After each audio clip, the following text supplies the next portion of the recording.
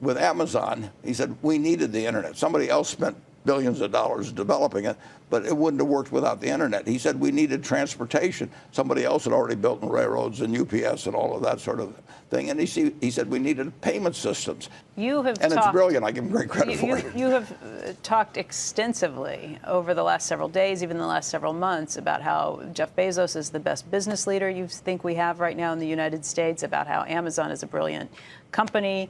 And now you're talking about how it's one of 5 companies that take no capital to continue to build. How come you don't buy shares of Amazon? Stupidity. I was impressed with Jeff early.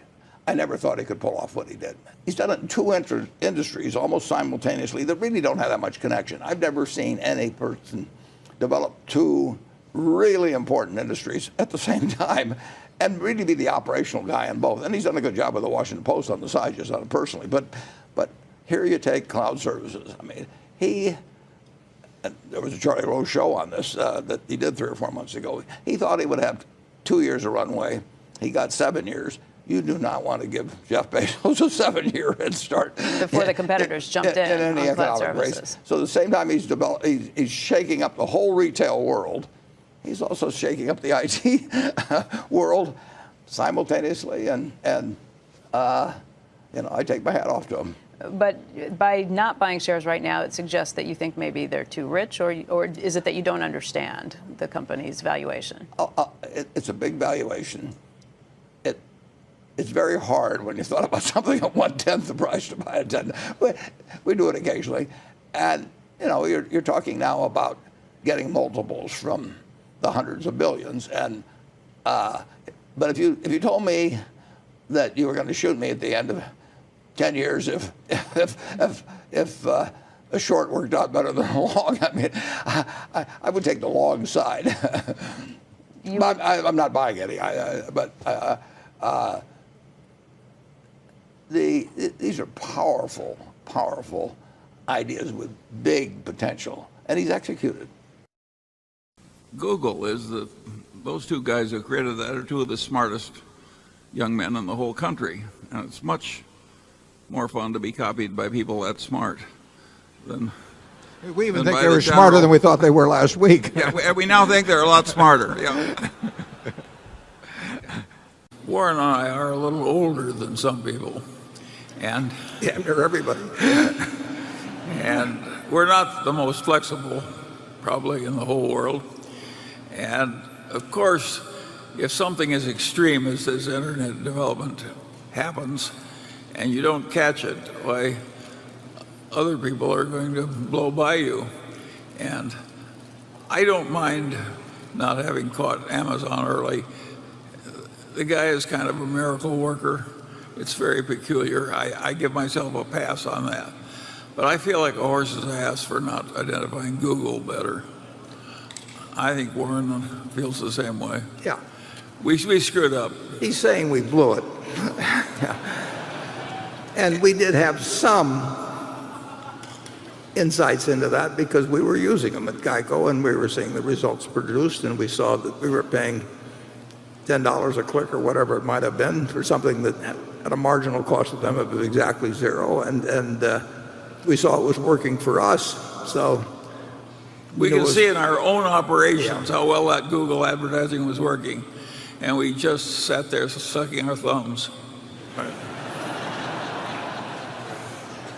So we're ashamed. We atone. We're trying to atone. Maybe Apple was atonement. When he says sucking our thumbs, I'm just glad he didn't use some other example. Coke is a very, very powerful marketing organization. Sold 0.7 billion cases. There's nothing like it in the world, and I do not think they've lost their focus or drive in any way whatsoever. Own 400 million shares of Coca-Cola stock, as you know. We've never sold a share, and I wouldn't think of selling a share. It's a little crazy. They've been selling Coke since 1886. They sold sell 1.9 billion 8-ounce servings a day. That's 693 billion servings a year of Coca-Cola products, one kind or another. Finally, I had a partner that straightened me out, and it told me that it was much better, as Buttar quoted, to buy really wonderful businesses at a fair price instead of looking around for these things that had one puff left in them. And if you're looking for a wonderful business, it was hard to beat Coca-Cola. So that's why I'm here. Thank you. You never would get in the food business, in my judgment, quite the inevitability that you would get in the soft drink business with a Coca-Cola. You'll never get it again in the soft drink business. I mean, it took 100, I guess, be 1886, so it'd be about 111 years to get to the point where they are, and the infrastructure is incredible, and so I wouldn't put it quite in the same class in terms of inevitability. That doesn't mean it can be a better stock investment depending on the price. But you're not going to get the price from me, and knowing Charlie, I doubt if you'll get the price from him, but we'll give him a chance.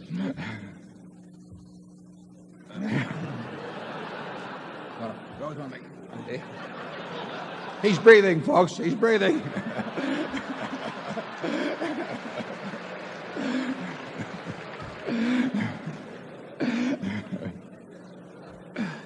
We've got this down to a routine. No, I have nothing to add, Warren. Okay. I didn't have anything to say either. I just took longer. I will tell you that all of the points you've made, I'm aware of, and I like our Apple holdings very much. I mean, it is our largest holdings. And actually, what hurts in the case of Apple is that the stock has gone up.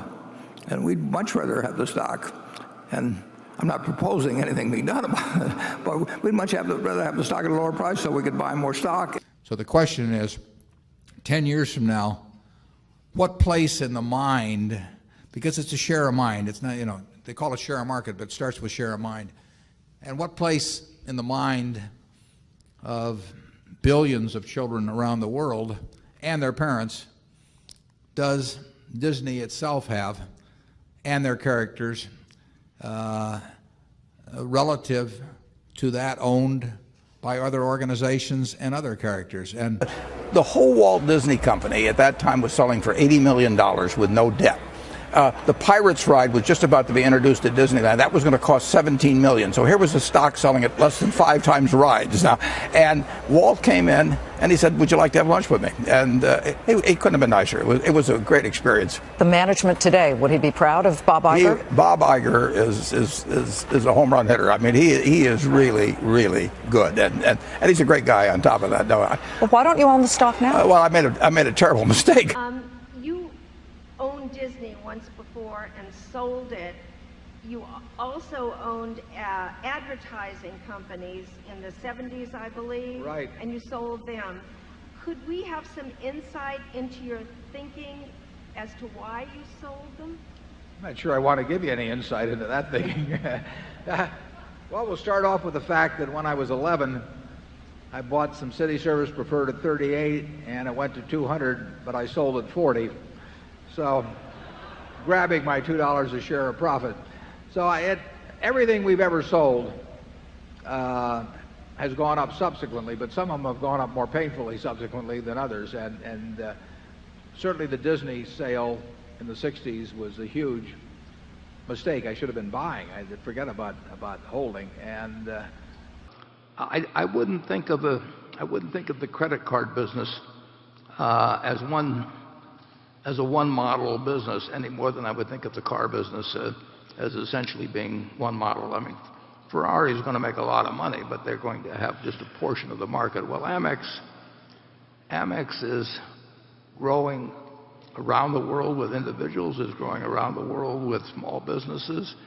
You just saw the contract they made with Delta, which is probably the ideal partner that runs, for 8 or 9, whatever it may be, 9 or 10 years actually. It's, the billings go up per capita, they go up, the coverage spreads, and they're going to have loads of competition, and they always will. But they had, that's something. J.P. Morgan, took on the Platinum card and was a competitor, and the Platinum card had highest renewal rates that they've had, and they increased the price, I think, from $450 to $550 during a competitive battle. and retention improved, and new business improved, and 68% or so of the new business was millennials. I mean, it is not an identical product with anything else. And as a premium card, it has a clientele which is large. It may be X percent of the market, maybe 3/4 of X%, or whatever it may be. It isn't for the person that likes to have 5 cards and look every day at which one provides the most rewards that day, or in what gas stations or something of the sort. But it's got a very large constituency that has a renewal rate, a usage rate that's the envy of everybody else in the industry. So I like our American Express position very well. Charlie? Charlie, anything on American Express? No, I think we own the world as long as the technology stays the same.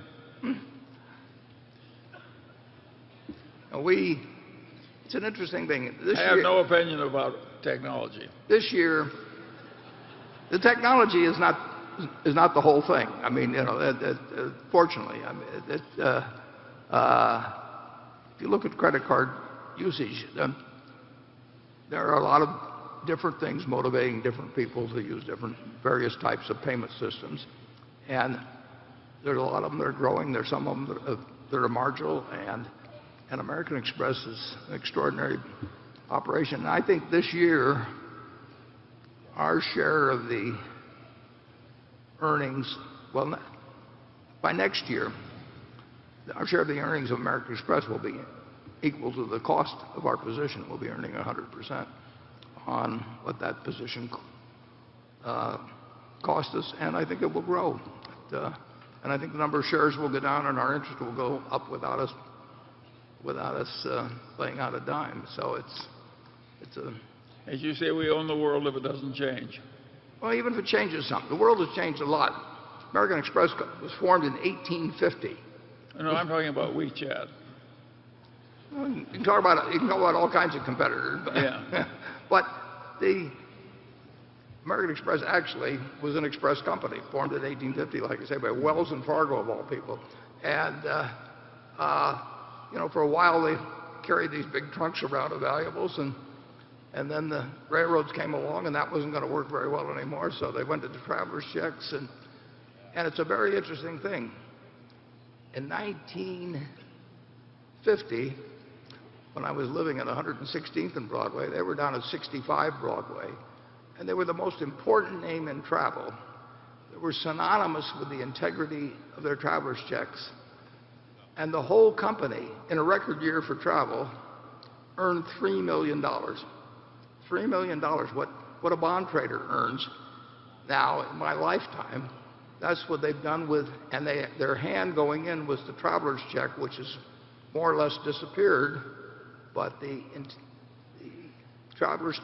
American Express, the power of that brand, intelligently used going into the credit card business, where they entered much later than the Diners Club, later than Carte Blanche, but they came to dominate the luxury end of the credit card business. It's a fantastic story, and I'm glad we own 18% of it. Jeff, I've admired him for a long, long time and watched what he was doing, but I did not think that he could succeed on the scale he has, and I certainly didn't even think about the possibility of doing anything with Amazon Web Services or the cloud. So if you'd asked me the chances that while he was building up the retail operation, that he would also be doing something that was disrupting the tech industry, that would have been a very, very long shot for me. And I've really underestimated the brilliance of the execution. I mean, it's one thing to dream about doing this stuff online, but it takes a lot of ability.